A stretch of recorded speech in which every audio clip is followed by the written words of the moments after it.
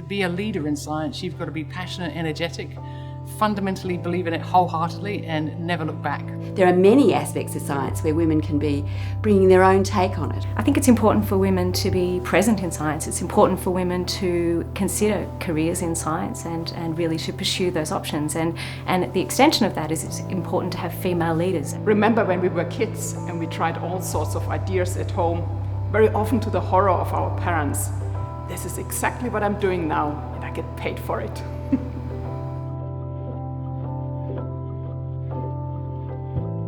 I've always had a love of mathematics and problem solving and analysing data. I like the science that I do because it has a practical application. We can understand the climate system and how that will help us plan for the future. Currently, we're involved in one of the largest studies worldwide to look at the effect of fecal transplantation on ulcerative colitis. I feel very lucky to work with young researchers who have come to my lab to take part in the research and often to drive the research. I'm a chemist working with very smart materials called polymers. They're like shapeshifters that change as the conditions change around them. I'm using these intelligent polymers to target cancer. I really love what I do. I love working with my PhD students. Over the 3 years of their PhD, I can see them growing into independent scientists and at the end they have their own ideas, which is brilliant. I'm trying to find the edges in the climate system. So as an example, if you take a glass of water, you put it on your table and you push it a little bit, the glass will follow and actually move a little bit. You push it again with the same force and the glass will just fall down. Right now, our models are a little bit too sluggish to respond to abrupt change when we compare them to past records, and there's still lots of work to be done. I love the questions that you can answer as a scientist, so it really intrigues me looking at the subject group that I'm interested in, which is people with brain injuries, and trying to work out what exactly is it that's going wrong for you? What exactly is happening? What's happened in your brain? If we understand these disorders, then it gives the opportunity to find new ways to treat them. I'm passionate about science in my particular area, in clinical psychology, because I think it's critical that individuals with mental health difficulties are offered treatments that really have a strong scientific basis. I'm a physical oceanographer, which means I study the physics of the ocean.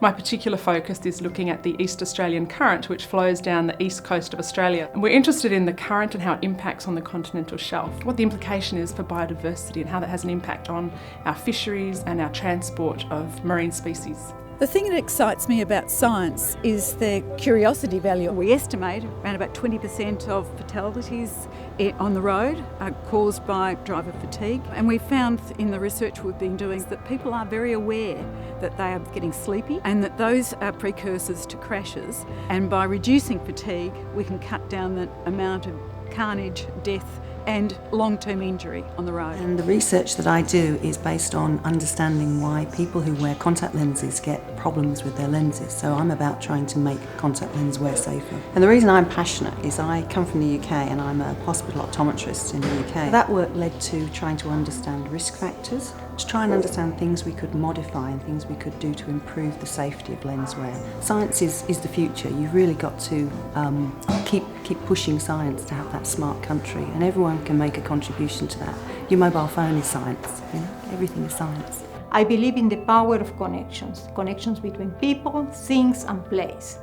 People are part of the environmental problems, but I believe they are also part of the solution. The focus of my research is on spatial interactions between individuals and communities and their natural environment. Once we understand the trends and impacts, we can analyze what responses or strategies can be put in place to reverse or address an environmental issue.